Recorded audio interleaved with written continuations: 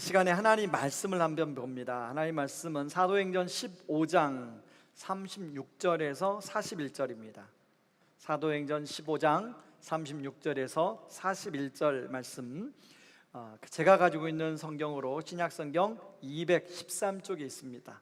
36절 제가 읽겠습니다. 며칠 후에 바울이 바나바더러 말하되 우리가 주의 말씀을 전한 각 성으로 다시 가서 형제들이 어떠한가 방문하자 하고, 바나바는 마가라 하는 요한도 데리고 가고자 하나 바울은 밤빌리아에서 자기들을 떠나 함께 일하러 가지 아니한 자를 데리고 가는 것이 옳지 않다 하여 서로 심히 다투어 피차 갈라서니 바나바는 마가를 데리고 배 타고 그브로로 가고, 바울은 신라를 택한 후에 형제들에게 주의 은혜에 부탁함을 받고 떠나 수리아와 길리기아로 다니며 교회들을 견고하게 하니라. 아멘.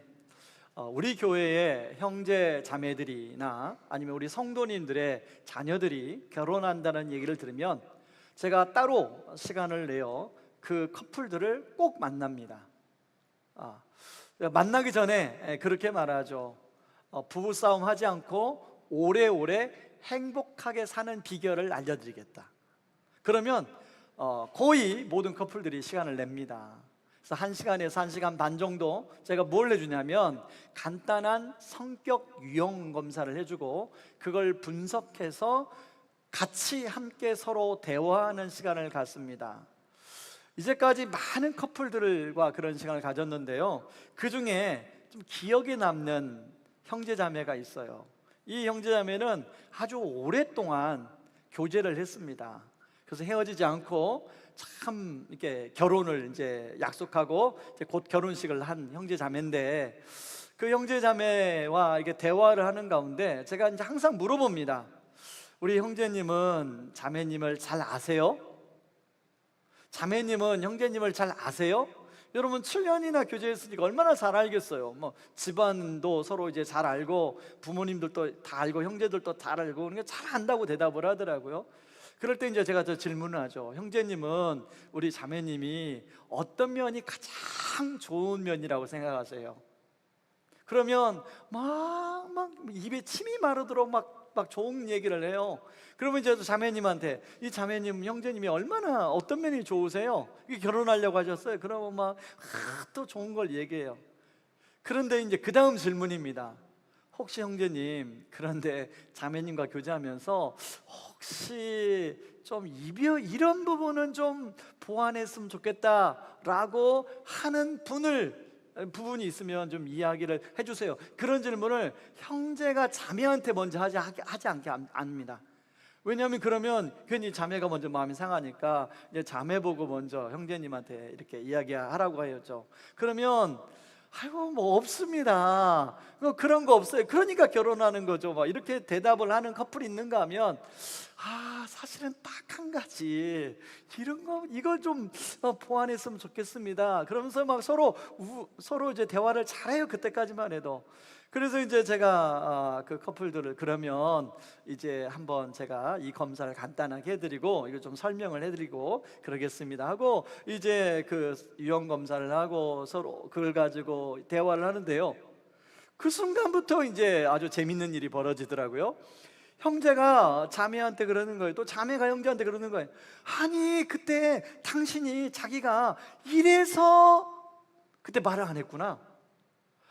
또 형제는 자매가 그래서 토라졌구나, 삐졌구나, 막 그러면서 막 서로 웃으면서 이야기를 하더라고요. 웃으면서. 여러분 이미 콩깍지가 쓰였으니까 당연히 그런 게 보여도 막 서로 웃으면서 대화하는 거예요. 그런데 여러분 결혼은 현실입니다. 이제 결혼 전까지만 해도 막 콩깍지가 쓰여서 뭐든지 다 좋게 보여요. 뭐든지 다 예쁘게 보이고 멋있게 보여요. 근데 이제 결혼 생활을 해서 1년, 2년 또 아이 키우고 살다 보면 이제 콩깍지가 벗겨지기 시작해요. 그때마다 결혼 전에 이런 부분, 결혼 전에 이런 부분이 그때부터 사소한 갈등으로 벌어지고 다툼으로 벌어지고 그러더라는 거예요. 안 그런가요? 여러분 이미 살아보고 계시잖아요. 예, 물론 이 가운데 아직 안 살아본 분도 계시지만 그렇습니다. 제가 왜 오늘 이 말씀을 드리냐면 바로 오늘 본문에도 그런 얘기 나오기 때문에 그래요. 여러분, 바울은 안디옥에서 오랫동안 시간을 보내다가 이제 자신이 복음을 전했던 사람들이 생각났어요. 그 사람들이 어떻게 지금 지내고 있는지 바나바한테 가서 함께 돌아보자고 제안을 합니다. 바나바가 오케이, 좋습니다. 그러면서 바나바가 바울에게 뭐라고 얘기했냐면, 그런데 우리 1차 전도 여행 때 같이 따라갔던 마가를 다시 한번 이번에 데리고 가면 어떨까요? 라고 바울에게 제안을 해요. 아마 바나바가 바울에게 그 제안을 했던 것은 아마 이제 성경에 나오지 않지만 이런 일이 있었던 것 같아요. 이제 바울과 바나바가 1차 전도 여행을 하고 와서 하나님이 행하신 일을 이제 많은 교회 성도들 앞에 이야기하지 않았겠습니까? 그때 마가도 들었어요. 마가도 들으면서 그때 내가 좀 어려움 참고 끝까지 바울과 바나바와 함께 전도 여행을 잘 마쳤더라면 얼마나 좋았을까 하면서 자기를 돌아보게 됐어요. 그래서 바나바한테 찾아가서 다음번에는 내가 생각해보니까 너무 잘못했는데 다음번에는 내가 꼭 전도여행 가면 따라가서 어떤 어려움이 있어도 끝까지 함께 하겠다, 이렇게 아마 말을 하지 않았을까 생각해봐요. 이게 바나바 입장에서 이제 마가가 깨달았구나, 그래서 이번에 한번 기회를 줘서 더 마가가 정말로 복음의 일꾼으로 세워지면 좋겠다 하고 바나바가 생각을 했어요. 충분히 할 수 있죠, 그 생각을. 그래서 바울에게 제안을 한 거예요. 마가를 좀, 그때는 실수했지만 이번에 마가를 좀 데리고 갑시다. 근데 바울은 어떻게 대답해요? 절대로 안 된다는 거예요. 바울이 왜 절대로 안 된다고 생각했을까요? 그렇게 한번 어려움에서 떠났던 사람은 또 그런 상황이 오면 포기하고 중간에 돌아갈 수 있는 가능성이 있다는 거예요. 어때, 바울의 말도 일리가 있나요? 네, 일리가 있죠. 여러분은 바울에 좀 가깝습니까? 여러분은 바나바에 가깝습니까? 그런데요, 이런 문제가 그냥 단순한 의견 차이가 아니라 오늘 39절에 보니까 서로 심히 다투어 피차 갈라서니라고 나와요. 이걸 원어로 보면 파로시옥스라는 단어를 사용하는데, 이것은 그냥 의견 대립이 아니라 아주 심한 갈등이 있었대 표현하는 말이에요. 그러니까 지금 성경에 나오지 않지만 아마 목소리가 막 커져가면서 네가 맞냐 내가 맞냐 하고 막 서로 싸웠던 것 같아요. 그래서 서로 그러면 알았어 해, 나는 따로 갈 거야, 그러고 갈라서요. 여러분, 오늘 성경에 보니까 바나바는 마가를 데리고 구브로로 갔다고 나오고, 바울은 실라를 데리고 시리아와 길리기아로 갔다고 나와요. 그러면 지도를 한번 보여요. 지도. 자, 이 지도를 보면 지난번 봤던 지도니까 좀 익숙하죠. 자, 바나바는 마가를 데리고 구브로로 갑니다. 그래서 원래 1차 전도 여행의 코스로 가요. 그 길을 따라가요. 근데 바울은 신라를 데리고 정반대 방향으로 갑니다. 지금 지도에 보면 화살표가 있죠, 화살표. 자, 안디옥에서 어디로 가냐면 다소로 가요. 다소. 길리기아, 성경에 길리기아라고 하는데 길리기아 다소예요. 그리고 다소에서 더베로 가고 루스드로 가고 이고니로. 그러니까 지금 바나바의 방향과 바울의 방향은 완전히 정반대 방향으로 간다는 거예요. 왜 그랬을까요? 만나고 싶지 않은 거예요. 혹이나 부딪힐까 봐 싫은 거예요. 여러분도 그런 적 있죠? 마음 안 맞는 사람, 뭔가 그 사람하고 불편한 사람 저기서 걸어오면 저쪽으로 돌아갔다는 경험이 아마 있을지 모르겠어요.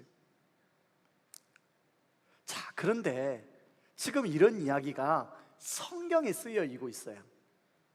여러분, 자, 누가가, 사도행전은 누가가 썼잖아요. 누가는 의사입니다. 그래서 굉장히 꼼꼼해서 있는 거 없는 거 다 썼어요.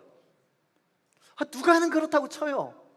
아니, 이거 총 성경을 관리 감독한 분이 성령님이시잖아요. 이런 이야기는 누가야 좀 빼, 좀 거시기 하잖아. 사람들을 읽을 때 이런 거 성경이 지금 사랑과 하나가 되고 이런 걸 얘기하는데 이렇게 갈등하고 막 그것도 심히 다투어서 서로 갈라지고 그거 좀 그런 걸 좀 빼. 이렇게도 할 수 있지 않아요? 그런데 그대로 고스란히 성경에 기록되고 있더라는 거예요. 여러분, 그것도 여러분 지금 우리가 있는 것은 사도행전이잖아요. 예를 들면 야곱의 어떤 이야기 속에서 야곱이 형제들하고 갈등이 생기고 그러면 아이고 야곱은 좀 그런 사람이니까 우리가 이해할 수 있는데, 지금 사도행전은요 복음을 전하는, 생명의 복음을 전하는 그런 내용이에요. 그리고 지금 복음을 전하다가 이런 일이 생긴 거예요. 근데 그것도 누구예요? 그냥 저 복음을 전하는 어떤 저 이름 없는 사람이 아니라 복음을 전하는 가장 선봉에 선 바울과 바나바가 이렇게 심히 다투어 갈라지고 있더라.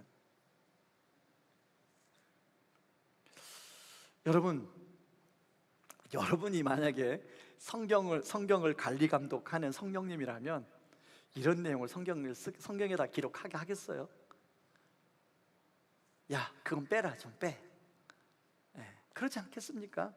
그런데 여러분, 그대로 성경에 기록되어 있어요. 그래서 자칫 믿음이 없는 분이 성경을 읽을 때 예수를 믿어도 별반 우리나 다르지 않네, 이렇게 생각할 수 있을지 모르겠어요. 오늘 또 여기 앉아 계신 분 중에 그런 생각하실지 모르겠어요. 그렇다면 성령 하나님은 왜 이런 이야기를 성경에 기록하도록 하게 하셨을까 하는 것입니다. 저를 따라 하실래요? 누구나 이럴 수 있다. 죄성, 자기 중심성을 가진 사람은 누구나 이런 가능성을 가지고 있다는 것입니다. 복음을 전하는 사람도 복음을 전하는 현장에서도 이런 일이 일어날 수 있다는 거예요. 그래서 스펄전 목사님은 우리가 살아가는 세상에는 갈등이 없는 곳이 없다고 얘기했어요. 딱 하나 있는데 공동묘지라고 그랬습니다. 거기에는 갈등이 없다는 거예요. 그렇겠죠? 그렇다면 이런 거 자연스러운 거야, 당연한 거야 하고 끝내야만 되는가? 그렇게 생각할 수 있는데요. 여러분, 바울과 바나바와 마가가 영영 이대로 끝났을까요? 서로 얼굴 안 보고 지냈을까요? 그렇지 않습니다. NIV 적용 주석을 쓴 아지스 페르난도라는 학자는 복음과 교회를 위하여 바울과 바나바와 마가가 나중에 서로 하나가 되어 서로 협력해서 사역을 했다고 이야기하고 있습니다. 그 근거로 여러분, 골로새서 4장 10절을 이야기해요. 골로새 4장 10절을 한번 우리 같이 한번 읽어볼까요? 같이 읽습니다. 나와 함께 갇혀 있는 아리스다고와 바나바의 사촌인 마가가 여러분에게 문안합니다. 마가가 여러분에게 가거든 잘 영접하라는 지시를 여러분이 이미 받았을 줄 압니다. 새 번역 성경으로 읽었는데, 여러분 성경을 읽다가 좀 어려운 번역본이 있으면 쉬운 성경도 있고 새 번역 성경도 있고 우리말 성경도 있고 그렇습니다. 좀 이렇게 그런 걸 보면 성경 읽으면 좋아요. 자, 여기 보니까 지금 골로새서를 쓸 때 바울이 로마의 감옥에 갇혔을 때예요. 그런데 그러니까 오늘 본문에서는 한참 시간이 흐른 다음이죠. 근데 지금 복음을 전하다가 감옥에 누구랑 함께 갇혀 있냐면 아리스다고와 마가와 함께 감옥에 갇혀 있어요. 그러면서 뭐라고 가로 열고 말하냐면, 골로새 교인들한테 말하는 거죠. 마가가 곧 풀려날지도 모르는데 마가가 가거든 마가를 잘 환대해 주시기 바랍니다 라고 부탁하고 있죠. 여러분 어때요? 바울 안에 마가와의 관계가 회복이 됐어요, 안 됐어요? 회복이 될 정도가 아니죠. 함께 복음의 아주 긴밀한 동역자가 됐음을 알 수 있게 됩니다.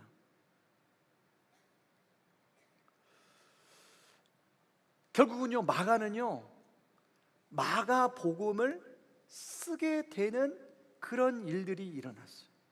여러분, 복음서 중에 마태, 마가, 누가, 요한복음이 쭉 있는데 복음서 중에 신학자들이 가장 중요하게 생각하는 복음서가 마가복음이에요. 그리고 마가복음이 복음서 중에 가장 먼저 쓰여졌어요.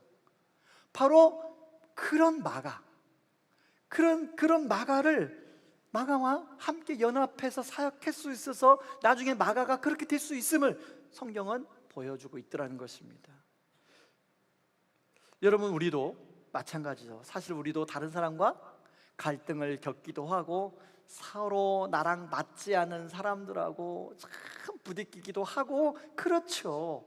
그런데 그런 우리가 오늘 성경에 보는 것처럼 얼마든지 성령 안에서 하나가 될 수 있다는 것입니다. 용납하지 못했던 사람들을 다시금 용납하고 받아들이고 하나가 되어서 우리에게 주어진 정말로 하나님의 기쁘신 일을 감당할 수 있다는 거예요. 저는 저와 여러분의 삶과 우리 공동체 안에 그런 역사가 일어나기를 주님의 이름으로 축원합니다. 자, 그렇다면 서로 다른 우리가 어떻게 하나가 될 수 있을까 하는 것입니다.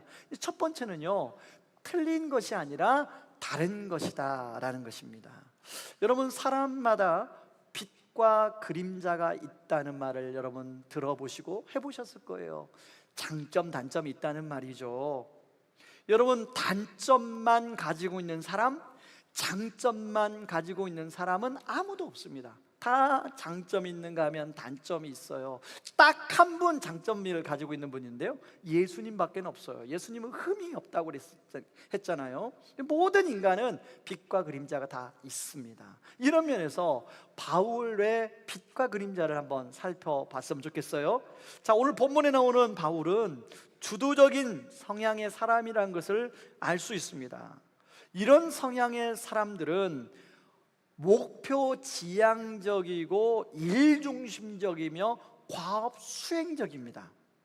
그래서 일을 맡게 되면요, 그 일을 끝까지 책임지고 완수를 해요.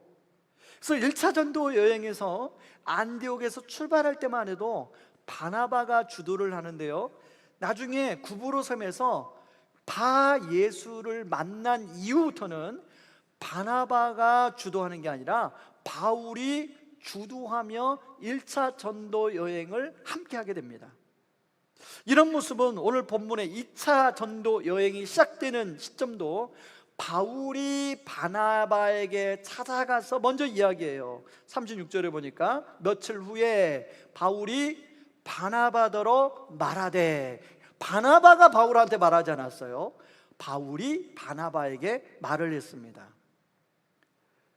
그래서 실제로 2차 전도행부터는요, 바나바는 잘 등장하지 않고 바울 중심으로 사역이 흘러가고 있음을 우리는 알 수 있죠. 특히 이런 바울의 주도적 성향을 잘 보여주는 성경 구절이 사도행전 20장 24절이에요. 같이 한번 우리 읽어볼까요? 같이 읽습니다. 내가 달려갈 길과 주 예수께 받은 사명 곧 하나님의 은혜의 복음을 증언하는 일을 마치려 하면은 나의 생명조차 조금도 귀한 것으로 여기지 아니하노라. 자, 하나님께서 맡겨주신 사명이라면 나의 생명, 좀 고난 겪는 거 그건 뭐 별로 중요하지 않아. 끝까지 나 감당할 거야. 이게 바울의 빛이었어요. 근데 이런 빛이 있는 사람은요, 그림자도 있죠. 이런 사람들은요, 사람 중심적이지 않아요. 관계 중심적이지 않아요. 그래서 오늘 본문에 보니까 자기가 한 번 아니라고 한 사람은 아니에요. 아웃이 아웃. 지금 바울에게 마가는 아웃이 아웃. 그런 마가를 또 데리고 가? 나는 결코 안 돼. 내 당신하고 안 가면 안 갔지. 나 그런 마가 안 데리고 가. 지금 이게 바울 아니에요? 좀 심하게 말하면 인간미가 좀 없다고 말할 수도 있어요.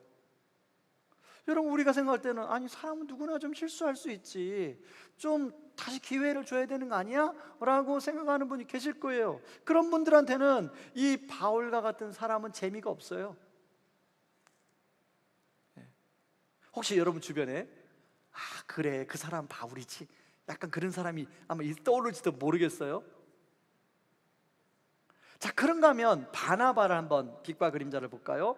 자, 바나바는 바울과 조금 정반대의 성향을 가지고 있다고 볼 수 있습니다. 바울이 목표 지향적이라면 바나바는 사람 중심적이었어요. 관계지향적이었어요. 이런 관계지향적인 강점을 가지고 있는 바나바는 한 사람 한 사람의 필요를 보고 그 사람을 잘 위로하고 권면하고 도와줬습니다. 그래서 사도행전 9장에 보면요, 이제 바울이 예수를 만나고 예루살렘 사도들에게 옵니다.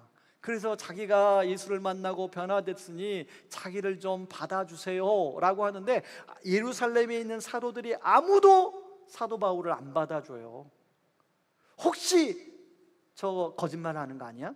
괜히 거짓말하다가 우리를 감옥에 집어넣으려고 그런 거 아니야? 충분히 그를 오해할 수 있죠. 왜냐하면 얼마 전까지만 해도 사도 바울이 예수 믿는 사람을 잡아다가 감옥에 가뒀던 사람이에요. 그런 사람이 이렇게 짧은 시간에 그런 변화가 있을 수 있어? 라고 생각할 수 있죠. 그때 바나바가 나서서 바울의 신분을 보증해주고 예루살렘 사도들에게 연결시켜주는 역할을 하게 됩니다. 바나바가 굉장히 바나바는 사람 중심적이죠. 그런가 하면 마가한테도 그랬기 때문에 마가에게 한 번 더 기회를 줘서 이 사람이 좋은 복음 사역자가 되도록 해주자라고 바울에게 제안한 거예요. 여러분, 그런가 하면 이런 바나바에게 그림자가 있었습니다. 너무 사람 한 사람 한 사람에게 연연하기 때문에 과업 중심적이진 않아요. 목표 지향적이진 않아요. 그래서 복음 증거를 실제로 하고 있는 사도행전에 보면 이 다음부터는 바나바가 잘 드러나지가 않아요. 그리고 바울처럼 막 열정적이진 않아요. 바나바는 일이 되면 좋겠지만 안 되어도 먼저는 사람 중심이다 보니 계속적으로 장소를 옮겨 다니며 선교하는 선교사기보다는 한자리에서 지속적으로 영혼을 돌보면서 사람들을 양육하는 목회자가 훨씬 바나바에게 맞는 것 같아요. 여러분, 이처럼 모든 사람은 빛과 그림자를 가지고 있습니다. 빛도 그 사람이 가지고 있는 것이고 그림자도 그 사람이 지니고 있는 모습이에요. 우리가 사람을 보고 대할 때는 그 사람의 어떤 빛의 모습을 보고 매력을 느낍니다. 근데 시간이 지나면서요, 반드시 그림자가 있죠. 그래서 그림자를 볼 때마다 실망을 하게 돼요. 배우자도 마찬가지죠. 대부분의 부부들이 겪는 문제인데, 사랑할 때는 그 그림자가 다 덮입니다. 빛에 다 덮여요. 근데 이제 사랑이 좀 식어지고 시간이 지나다 보면 그림자가 더 짙게 느껴지는 거예요. 짙게. 그래서 옛날에 그런 농담처럼 그런 분이 있죠. 어떤 분이 여보, 내가 당신하고 우리 사이를 표현하는 기가 막힌 말을 하나 내가 요즘에 알았다고. 뭐냐고 이제 남편이 물어보니까 로또다고. 그러니까 남편이 너무 좋아하는 거죠. 로또 대박 아니에요, 로또? 그러니까 이제 아내가 그런 말을 할 때 하도 안 맞아서 로또야 그렇게 말을 했다는 거예요. 여러분, 그분들은 결혼할 때 안 결혼할 때도 그랬을 거예요. 결혼할 때는 그런 게 안 보이는 거죠. 하나님은 우리를 아주 다양하게 만들었습니다. 이런 성격 유형 검사 중에요, 가장 간단하게 디스크 검사고, 그 다음에 MBTI가 있고, 그 다음에 애니어그램이 있습니다. 애니어그램은 진짜 복잡해요. 그래서 애니어그램 그 검사를 받으면 진짜 다양하게 사람들이 있음을 알 수 있어요. 이처럼 하나님은 우리를 다양하게 지으셨다는 거예요. 다양하게 왜 지으셨냐? 여러분, 로마서 12장 4절 5절 보면 이렇게 나옵니다. 같이 한번 읽어볼까요? 우리가 한 몸에 많은 지체를 가졌으나 모든 지체가 같은 기능을 가진 것이 아니니 이와 같이 우리 많은 사람이 그리스도 안에서 한 몸이 되어 서로 지체가 되었느니라. 서로 우리가 다르게 지어졌지만 그리스도 안에서 한 몸이 되게 하셨다는 거예요. 저는 여러분이 남편과 아내, 그리고 부모와 자녀, 그리고 형제들 안에, 그리고 여러분이 교회 공동체 안에, 또 여러분의 직장 안에서 여러분이 서로 다른 성향의 사람들과 정말로 성령 안에서 하나가 되어지는 그런 은혜가 있기를 주님의 이름으로 축원합니다. 그런가 하면 두 번째는요, 어떻게 그러면 하나가 될 수 있을 것인가 하는 것이죠. 먼저 조심해야 할 것이 있습니다. 스스로 나는 이런 기질의 사람이야, 나는 이런 성향의 사람이야, 그러니까 당신이 나한테 맞춰, 이렇게 말하는 경우가 있는데요, 그런 경우는 굉장히 교만하고 무례한 것입니다. 이제 오늘 다락방에 가서 여러분들이 제가 이제 간단 한 페이지 정도 되는 서로 각 기질의 장단점, 각 성격 유형의 장단점을 한 페이지짜리로 한 걸 이제 저 밖에다 나눴습니다. 다락방 가서 한번 나눠보세요. 그리고 다락방에 속하지 않은 분들은 나갈 때 가져가셔서 집에서 서로 한번 이야기를 해보세요. 그런데 그걸 보고 나는 이런 사람이야, 나 이런 사람인 걸 몰랐어, 나한테 이런 사람이니까 나 내버려둬, 당신이 나한테 맞춰, 이렇게 말할 수 있는데 그렇게 하셔서 안 된다는 거예요. 그리고 또 하나 조심할 게 있는데, 거기에 보면 나와 다른 기질의 단점들이 나오거든요. 아, 그 사람이 이런 것 때문에 그랬구나 하고 그 사람을 판단하는 것으로 사용해서는 안 된다는 거예요. 어떻게 해야 돼요? 내 아내가 이런 연약함이 있기 때문에 나의 장점으로 보완하라고 하나님이 우리를 묶어주셨구나, 만나게 해주셨구나, 그렇게 하고 서로 보완하면 되는 거예요. 그러면 오히려 상대방의 빛이 훨씬 더 빛됨으로 드러나는 것이죠. 그리고 자신의 연약함은 정말로 주님 앞에서 기도하면서 보완하려고 애를 쓰는 것이죠. 근데요, 사람들은요, 자신의 연약함을, 자신의 그림자를 그림자로 인정하는 것을 힘들어합니다. 직면하고 받아들이는 걸 어려워해요. 왜냐하면 충분히 안전해야 되는데 혹시 내가 인정했다가 저 사람이 나를 그걸로 책 잡히는 거 아니야? 라고 생각해요. 그렇기 때문에 용기가 필요한데 사실 우리 안에서는 그 용기가 별로 없어요. 힘이 없어요. 한계가 있어요. 그러다 보니까 오히려 방어를 자꾸 하게 됩니다. 방어를 하게 돼요. 이런 우리의 모습을 잘 아시고, 그런 우리의 허물을 아시고 우리를 있는 그대로의 모습으로 받아주신 분이 계세요. 바로 그분이 예수 그리스도죠. 아까 예수님은 흠이 없는 분이라고 그랬어요. 그분은 완전하신 분이에요. 그러나 그분의 완전한 기준으로 우리를 하나하나 평가하고 판단하지 아니하고 오히려 있는 그대로를 받아주셨어요. 뿐만 아니라 우리의 허물과 연약함을 다 짊어지시고 그것을 감당하시고 우리에게는 대신 당신의 거룩하고 의로운 옷을 덧입혀 주셨습니다. 바로 그 징표가 십자가죠.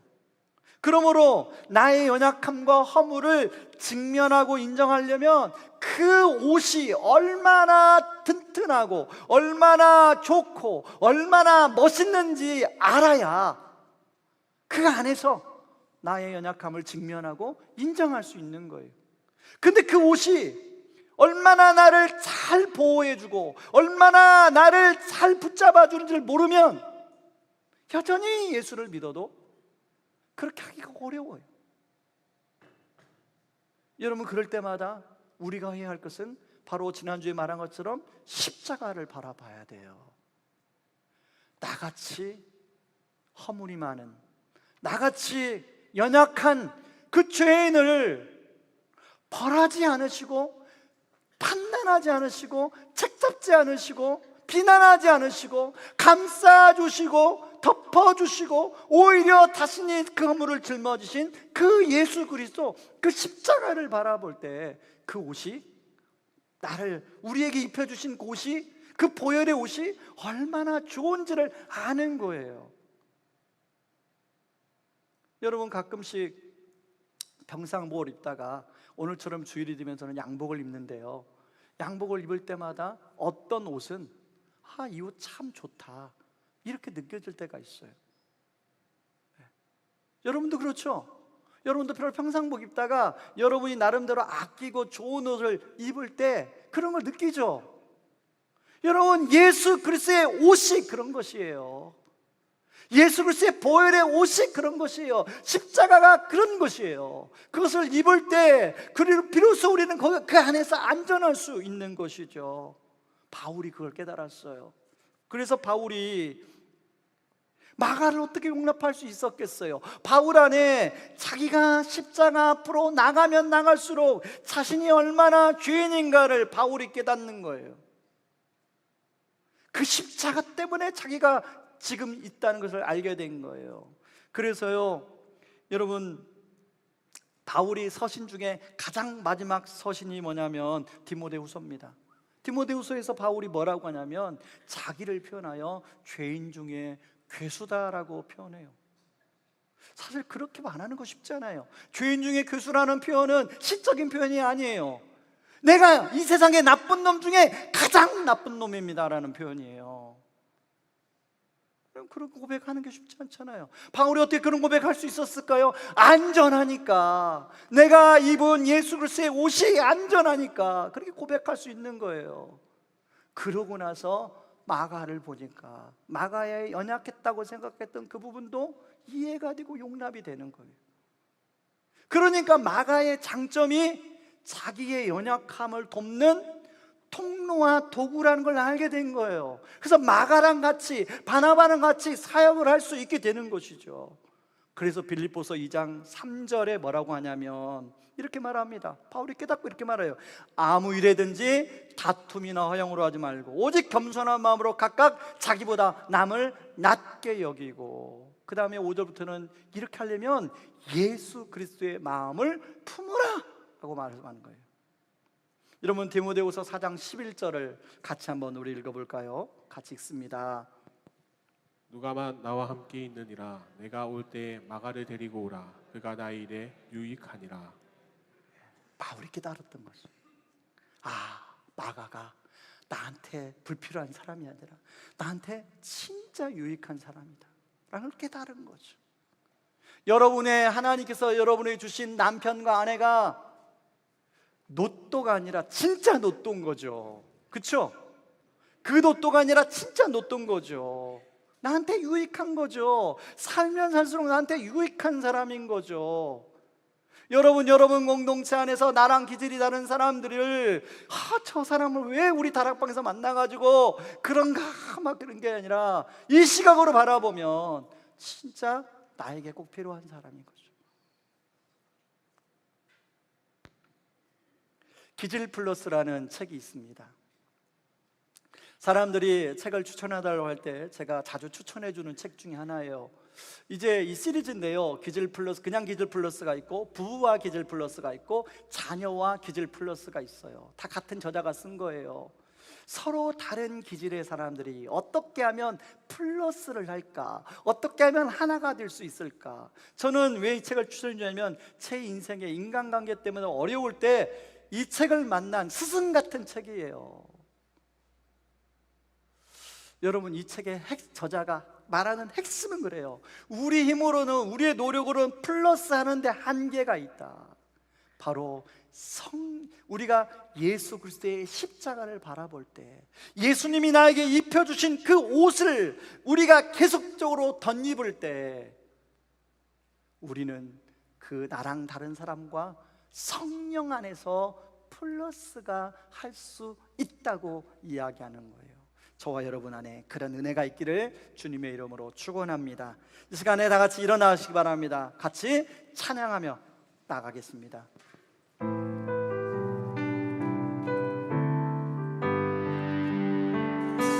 오소서 주님, 나의 마음을 선한 것 하나 없습니다. 그러나 내 모든 것 주께 드립니다. 사랑으로 안으시고 날 새롭게 하소서. 오소서 주님, 오소서 주님, 나의 마음을 선한 것 하나 없습니다. 그러나 내 모든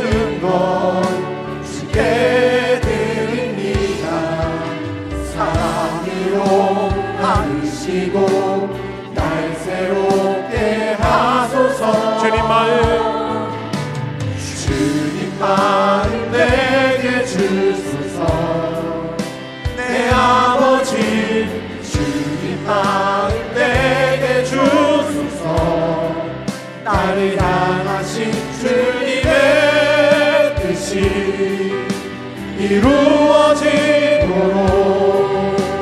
주님 마음 내게 주소서. 내게 사랑을 가르치소서. 내게 사랑을 가르치소서. 당신의 마음으로 용서하게 하소서. 주의 성령 내게 채우사 주의 일 하게 하소서. 주님 당신 마음 주소서. 주의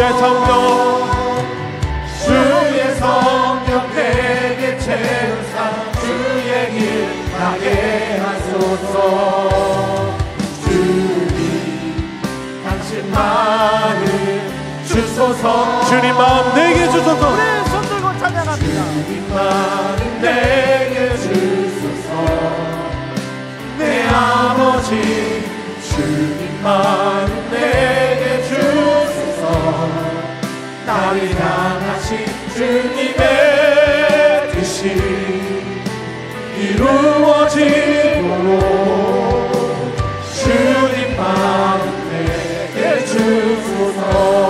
우리 목소리로만 주님 마음 내게 주소서. 내 아버지 주님 마음 내게 주소서. 나를 향하신 주님의 뜻이 이루어지도록 주님 마음 내게 주소서. 여러분, 우리의 빛과 그림자를 우리 주님의 그 십자가 날개 아래 들어가 하나님 명확하게 인식하게 하게 하여 달라고 기도합시다. 그 그리스도의 그 옷은 안전합니다. 거기서 하나님 내가 직면하고 인정하고 그 연약함은 보완하고 장점은 살아나게 하여 주셔서 그 그리스도가 주는 은혜로 말미암아 나와 다른 사람, 나와 기질이 다른 사람, 성향이 다른 사람을 품고 용납하고 플러스할 수 있게 하여 주셔서 하나가 되게 하여 주시옵소서. 우리 같이 한번 기도하며 나아갑니다. 기도하겠습니다. 고마우신 하나님 아버지, 이루어지도록 아버지 하나님, 아버지 하나님, 사랑하는 사람, 아버지 빛과 그림자가 있습니다. 아버지 빛은 아버지 드러나게 도와주시고 그림자는 아버지 더 보완할 수 있도록 하나님 아버지 도와주시옵소서. 아버지 하나님, 아버지 그리스도 그 십자가, 아버지 그리스도의 안전한 그 옷, 그 좋은 옷, 가장 인격있는 그 옷을 아버지 아버지 거기서 아버지 하나님 연약함을 인정하고 승전하게 하여 주시옵소서. 아버지 뿐만 아니라 아버지 하나님 다른 연약한 사람들과 어떻게 하면 플러스가 될지 아버지 하나님 우리에게 성령 안에서 지혜를 구하며 플러스 되어 하나가 될 수 있도록 도와주시옵소서. 이제는 많은 죄 가운데서 우리를 구원하신 우리 주 예수 그리스도의 은혜와 그 크신 하나님의 사랑하심과 성령 하나님의 위로 충만하심의 역사가 그리스도 십자가 그늘 아래 빛은 더욱 빛되게 하시고 그 그림자는 보완이 되어 성령 안에서 주님의 마음을 품고 나와 다른 사람들과 어떻게 하면 플러스가 되어 주님 마음 이루어 드릴까, 주님의 뜻을 이루어 드릴까 기도하고 소망하는 오늘 예배드리는 모든 성도님들 위해 이제로부터 영원토록 함께 하시기를 주님의 이름으로 축원하옵나이다. 아멘.